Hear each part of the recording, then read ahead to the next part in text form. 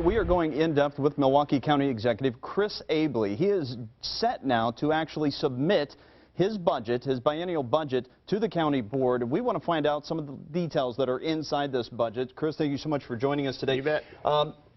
You've been working on this, and there have been a couple delays as you've been trying to fine-tune some of the numbers and the figures in this before you actually present it. I think a lot of people may want to know, how does it benefit them? It's a $1.4 billion budget. We have 41 business lines. Our sources of revenue come from all over, including the state. And so details are changing, little details, all the time. And we're always tweaking all the way along. And anytime we think we can improve something, we do.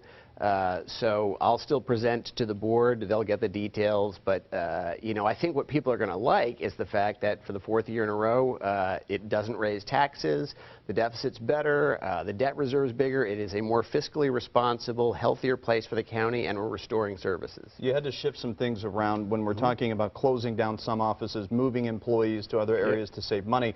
Does that then translate into transit and infrastructure? You bet. Talk about that. So we're getting out of City Campus, which is, as you probably know, a former hospital building that the county's used as offices for a long time. It's a really inefficient building. We're moving everybody out of that building. We're dropping the building. Just that alone is going to save us $500,000 a year on operating. Plus, that building's not on the tax roll, so development can happen, which creates jobs and does go on the tax roll. That's the type of decision you'll see a lot. Similarly with the parking structure at O'Donnell, the transit center, these are things that taxpayers have to pay to maintain every year. And all of a sudden we're saying you don't have to pay, you still get parking, you create jobs, they go from off the tax roll to on the tax roll, and that's how we're able to do things like keep transit rates flat, add service, almost 1 million miles of new service in transit, and be responsible with the budget. So we're looking at, what, $10 million for infrastructure, talking about highways and bridges. Along those lines, you're looking at close to $5 million for bus replacement. So there is a focus on transit, which transit in Milwaukee County, it's a huge part of how people get around. It's a huge part. It's 151,000 riders every day, and you know, it's people getting to work, getting to UWM, MATC, where they learn job skills for the job market, but it's an important part. We've also added a violent crime investigation unit in the district attorney's office. Everybody's talking about violence, and they're right. This group is specifically going to focus on non-fatal gun crimes, and what we did is we looked at the whole criminal justice system, and we're looking for where are there gaps, where can we speed up the process. We're adding 2 officers for victim witness protection. Most of your viewers, the cases that you would most like closed, the ones that involve violent people, a lot of times we can't close them if we can't get a witness to show up, and if they don't feel safe, they won't show up. It sounds like a small thing, but you need those people to feel safe so they can show up in court, bring accountability, and get people off the street. So we're adding in that capacity. There's also a bump in the sheriff's budget. The biggest increase in the tax levy you know, throughout the county is in his budget. There's a lot of things I think that you're going to like, but services are increasing, accountability is increasing, we're getting more efficient, we're getting out of the businesses that we shouldn't be in, maintaining old buildings, focusing more on quality of life, public safety, serving the most vulnerable.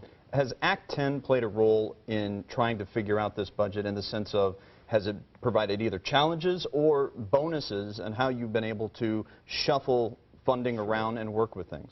Act 10, a bit of both. I mean, we certainly have more flexibility now than we would have before. The fact that, you know, 4 years in a row I've submitted a budget that doesn't increase your taxes and still lowers the deficit, lowers debt, increases our credit rating, and we've got departments that are setting all-time records for service. An awful lot of that probably wouldn't have been doable. We still have a long ways to go. We still have debt to deal with, but we've made a lot of progress, and that's been part of it. It's given us flexibility. You still have to present this to the board. You're going to do that on which tomorrow. Day? You're going to do it tomorrow. Yeah.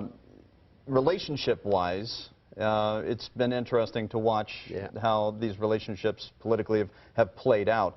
Moving forward, do you think they're going to accept everything, the board's going to accept everything in your proposal, or is this Sure. going to be kind of a battle? It's a good question. You know, I don't seek battles. I think, you know, when we're on office, all of us who are elected, what you should hold us accountable to do is not waste our time and yours looking for fights. It's, you know, hold us accountable for looking for solutions. And if we don't agree, that's fine.